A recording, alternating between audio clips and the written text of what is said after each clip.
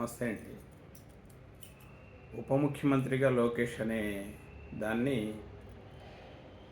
ఇక ఆ మాట మాట్లాడొద్దు, దానిపైన ఎలాంటి బహిరంగ కామెంట్లు చేయొద్దు అని చెప్పి తెలుగుదేశం పార్టీ ఒక స్పష్టమైన ఆదేశాన్ని వాళ్ళ క్యాడర్కి ఇచ్చింది. ఇక్కడ గమనించాల్సిన విషయం ఏంటంటే, అసలు ఆ వాదన తీసుకొచ్చింది ఎవరు? ఏబిఎన్ ఆంధ్రజ్యోతి, మహాసేన రాజేష్. దాన్ని అందిపుచ్చుకొని తెలుగుదేశం పార్టీ పోలిట్ బ్యూరో సభ్యులు కడప జిల్లాకు సంబంధించి శ్రీనివాసులు రెడ్డి గారు కానీ, లేకపోతే సోమిరెడ్డి చంద్రమోహన్ రెడ్డి గారు కానీ, లేకపోతే వర్మ గారు కానీ, రఘురామకృష్ణరాజు గారు కానీ, కొంతమంది నాయకులు వీళ్ళందరూ వరుసగా లోకేష్ను ఉప ముఖ్యమంత్రిని చేయాలి, లోకేష్ను ఉప ముఖ్యమంత్రిని చేయాలి అని చెప్పి వాదన అందుకుంటాం. అంటే ఆల్రెడీ జరగాల్సినంత గందరగోళం జరిగిపోయింది. తెలుగుదేశం పార్టీ క్యాడరు యొక్క అత్యుత్సాహం అనుకోండి, లేకపోతే ఏదేమైనా జనసేన నుంచి అదే స్థాయిలో వాళ్ళు కూడా బయటికి రావటం, ఉప ముఖ్యమంత్రిగా లోకేష్ గారిని పెడితే ముఖ్యమంత్రిగా పవన్ కళ్యాణ్ గారిని చేయండి అని చెప్పి వాళ్ళు కొన్ని కామెంట్స్ చేయటం, మాకు కూడా కోరికలు ఉన్నాయి, ఆ కోరిక ప్రకారం ఇలా చేయాలని. ఇవన్నీ కూడా ఏంటంటే కూటమిగా ఏర్పడ్డప్పుడు కూటమి పార్టీలు కూర్చొని నిర్ణయించుకోవాల్సిన విషయాల్ని బహిరంగంగా చర్చించుకోవటం. చంద్రబాబు నాయుడు గారి సమక్షంలోని శ్రీనివాసులు రెడ్డి గారు కామెంట్ చేసినప్పుడు దాన్ని అక్కడే ఖండిస్తే ఇందాక వచ్చుండేది కాదు.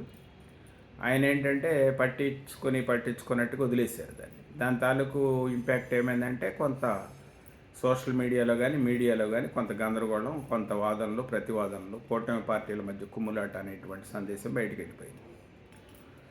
ప్రభుత్వం ఏర్పడి కేవలం 7 నెలల కాలంలో. మరొకటి ఏంటి, నిన్న దావోస్లో రాబోయే రోజుల్లో ముఖ్యమంత్రి లోకేష్ అని చెప్పి టీజీ భరత్ మంత్రి గారు ప్రకటించడం.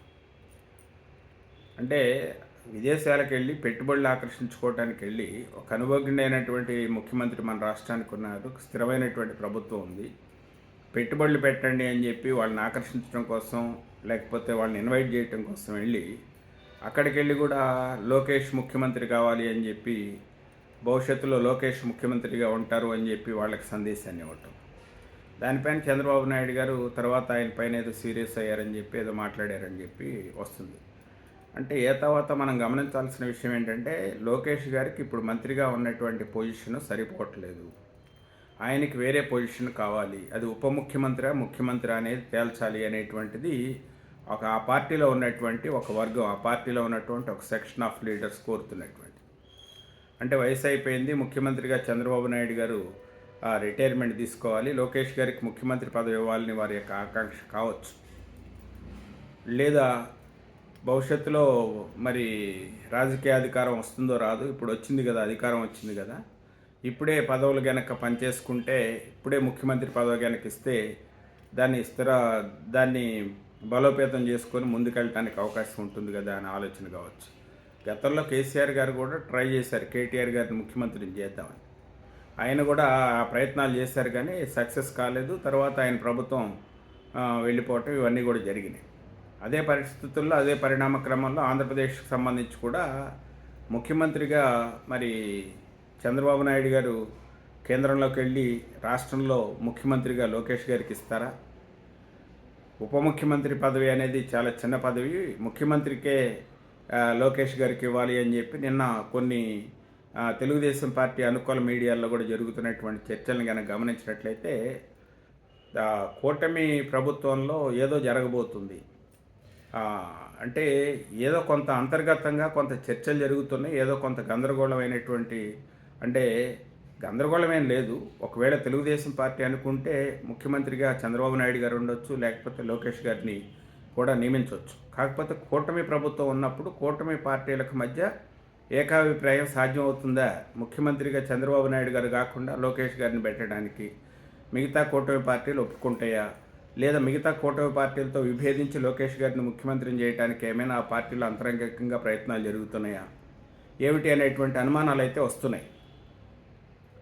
ఏంటంటే ఒక పక్కన ప్రజలు కోరుకుంది ఏంటంటే, వైఎస్ఆర్ కాంగ్రెస్ పార్టీలో తగినంత అభివృద్ధి జరగలేదు, పరిపాలన సరిగా లేదు, ఒక బలమైనటువంటి ప్రభుత్వం ఏర్పడాలి, ఒక అంటే అభివృద్ధి ఒక పక్కన అభివృద్ధి జరగాల, మరో పక్కన సంక్షేమం జరగాల.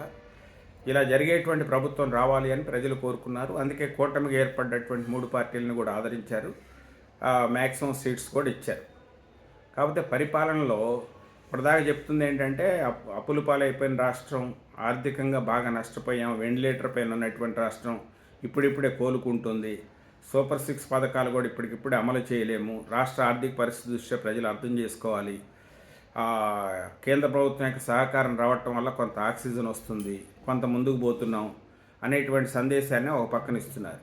మరో పక్కనేమో ఉప ముఖ్యమంత్రి ఎవరు, ముఖ్యమంత్రి ఎవరు, ఆల్రెడీ ఒక క్యాబినెట్ ఏర్పడింది, పరిపాలన చేస్తుంది. ఈ చర్చలన్నీ ఎందుకు? ఉన్నటువంటి పరిస్థితిని ముందుకు తీసుకుపోవచ్చు కదా. ఇలాంటి చర్చలకి అవకాశం ఇవ్వటం ద్వారా ప్రజలకు కూడా ఏం సందేశం అవుతుంది? ఒక పక్కన కష్టాల్లో ఉన్నటువంటి రాష్ట్రం అని మీరే చెప్తున్నారు, ఆర్థికంగా పరిస్థితులు సరిగ్గా లేవని మీరే చెప్తున్నారు, స్థిరమైనటువంటి ప్రభుత్వం కావాలని మీరే చెప్తున్నారు. మరో పక్కన లోకేష్ గారికి ఉప ముఖ్యమంత్రి ఇవ్వాలా, ముఖ్యమంత్రి ఇవ్వాలా అనేటువంటి చర్చలు. వీటి తాలూకు పరిస్థితులు, పరిణామాలు ప్రజల్లో ఖచ్చితంగా దాని తాలూకు వ్యతిరేకమైనటువంటి సంకేతాలు పోయేటువంటి పరిస్థితులే ఉంటాయి. కాబట్టి ఏంటంటే దానిపైన కూడా ఈ కూటమి పార్టీలు ఆలోచించుకోవాలా. మరో పక్కన వైఎస్ఆర్ కాంగ్రెస్ పార్టీ కాచుకుని కూర్చుంది. ఏ అవకాశం వచ్చినా కూడా దాన్ని అందిపుచ్చుకొని రాజకీయంగా అడ్వాంటేజ్ పొందడానికి వాళ్ళ ప్రయత్నాలు వాళ్ళు చేస్తూ ఉన్నారు. ఇలాంటి పరిస్థితుల నేపథ్యంలో ఎంత జాగ్రత్తగా కూటమి పార్టీలు ఉంటే ఈ ప్రభుత్వానికి అంత మైలేజ్ వస్తుంది. లేదా ప్రభుత్వం పనిచేసిన ఎలాంటి వివాదాలు, ఇలాంటి వివాదాస్పదమైన కామెంట్లు, నాయకులు ఎవరిష్టం వచ్చినట్టు వాళ్ళు ప్రకటనలు చేసుకుంటా పోతే దాని తాలూకు ఇంపాక్ట్ ఖచ్చితంగా ఈ ప్రభుత్వం పైన పడదు. ప్రభుత్వం బాగా పనిచేసినా కూడా ఆ విషయం ప్రజల్లోకి వెళ్ళేటువంటి అవకాశం ఉండదు. మరి చూద్దాం ఏం జరుగుతుంది.